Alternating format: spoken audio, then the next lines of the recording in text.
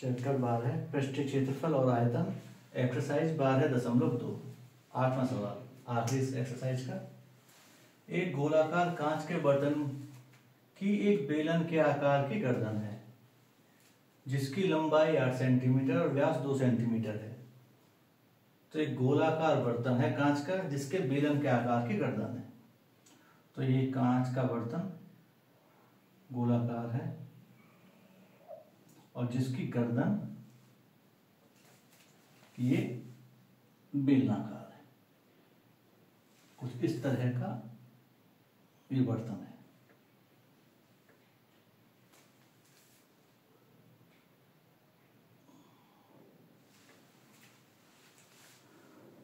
इस गर्दन की लंबाई 8 सेंटीमीटर है, यानी यहां से लेकर यहां तक 8 सेंटीमीटर, और इसका व्यास 2 सेंटीमीटर है। ये व्यास, तो इसकी त्रिज्या हो जाएगी व्यास की आधी, 2/2 यानी 1 सेंटीमीटर इसका व्यास है। और गोलाकार भाग का व्यास है 8.5 सेंटीमीटर। इसका व्यास यहां से यहां तक है 8.5, तो उसकी त्रिज्या हो जाएगी व्यास की से त्रिज्या निकालने के लिए 2 से भाग कर दें, तो ये हो जाएगी 8.5/2। इसमें भरे जा सकने वाले पानी की मात्रा मापकर एक बच्चे ने ये ज्ञात किया, यानी इसमें पानी भरा हुआ है, जितना भी आ सकता है पानी, उसे मापकर किसी बच्चे ने ये ज्ञात किया कि इसका आयतन 345 घन सेंटीमीटर है। किसी बच्चे ने कहा पाई इसमें 3.14 लेनी है और हमें यह बताना है कि क्या उसका आंसर सही है या नहीं। तो उसके लिए आंसर निकालेंगे। तो 2 आकृतियां बन रही हैं, तो 2 आयतन निकलेंगे, एक बेलनाकार भाग का, एक गोलाकार भाग का। उन दोनों को जोड़ देंगे। अगर 345 आ रहा होगा तो उस बच्चे का आंसर सही है। इसके अलावा कुछ भी आए तो बच्चे का आंसर गलत है। तो बेलन का आयतन होता है पाई r²h। तो पाई हमें लेना है 3.14। आर त्रिज्या 1 सेंटीमीटर, क्योंकि व्यास 2 सेंटीमीटर दिया हुआ है। ऊंचाई इसकी दी हुई है 8 सेंटीमीटर। तो बेलन का आयतन निकालने में कोई दिक्कत नहीं, हमें सारी चीज दी हुई है। अब गोले का आयतन होता है 4/3 पाई r3। 4/3 पाई 3.14 लेना है। अब 3.14 आ रहा है तो गुणा में हमें थोड़ी दिक्कत हो सकती है, दशमलव वगैरह चेक करना पड़ेगा। चलो फिर त्रिज्या लेनी है हमें व्यास की आधी, 8.5/2, तो उसकी थोड़ी लंबी चौड़ी गुणा होगी। इनका आयतन निकाल कर हमें जोड़ देना। तो किसी से भी शुरू कर लें।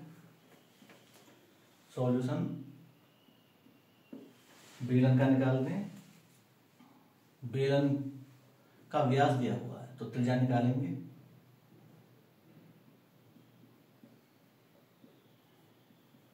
बेलनाकार भाग का व्यास ये दिया हुआ है 2 सेंटीमीटर, तो इसकी त्रिज्या हो जाएगी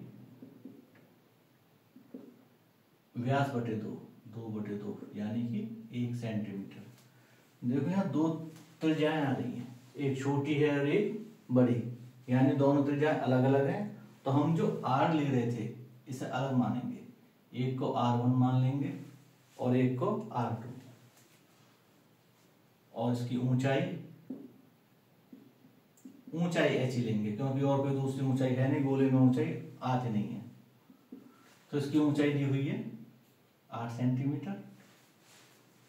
अब इसका आयतन निकालना है, बेलनाकार भाग का आयतन। इसका फॉर्मूला है पाई r1 लिख देंगे, r1²h, क्योंकि यहाँ त्रिज्या हमारी r1 है। पाई लेना है 3.14, r1 है 1 गुणा 1 और h है 8। इस सब की गुणा करेंगे, तो गुणा करके देख लेते हैं। तो 8 और 3.14 का गुणा आएगी, तो ये आ जाएगा 2।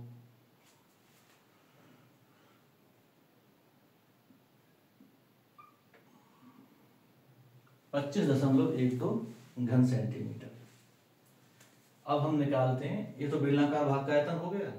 अब निकालेंगे हम गोलाकार भाग का आयतन।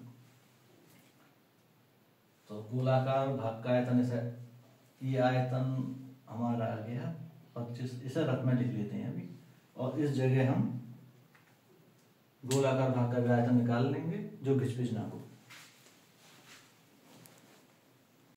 तो अब गोलाकार भाग का आयतन निकालते हैं।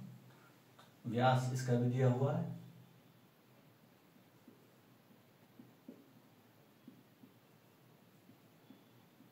गोलाकार भाग का व्यास, इसका व्यास दिया हुआ है 8.5 सेंटीमीटर। तो इसकी त्रिज्या, ये दूसरी त्रिज्या है, इसे ले लेंगे R2, ये होगा व्यास बटे 2, 8.5/2 सेंटीमीटर। ऊंचाई का चक्कर नहीं पड़ता, इसके आयतन में खाली हमें त्रिज्या चाहिए। तो इसका आयतन फॉर्मूला 4/3 पाई, क्योंकि दूसरी त्रिज्या इसलिए 8 लेंगे, 4/3 पाई हमें लेना है 3.14, और ये है R2, ये त्रिज्या है 3 बार 8.5/2, 5/2, 8.5/2, 8.5/2। इन्हें ये कट जाएंगे, इनके काट पीट कर गुणा करेंगे तो इसका गुणा आएगा 321.39 लगभग। तो इस पूरे बर्तन का आयतन निकालें, इन दोनों आयतनों को जोड़ देंगे। पूरे बर्तन का आयतन, तो बेलनाकार भाग का आयतन जमा गोलाकार भाग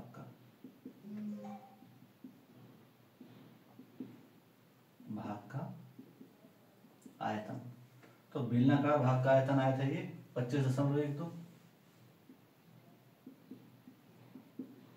और गोलाकार भाग का आयतन 321.39। अब हम इन्हें जोड़ देते हैं, तो जोड़ेंगे, ये आएगा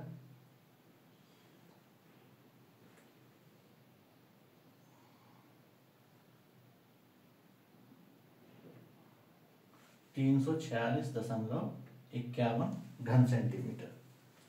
बच्चे ने कहा था 345 घन सेंटीमीटर, हमारा उससे ज्यादा याद आया, यानी 345 नहीं है, ज्यादा है। तो पूछा है कि क्या ये सही है, तो नहीं, बच्चे का आंसर सही नहीं है।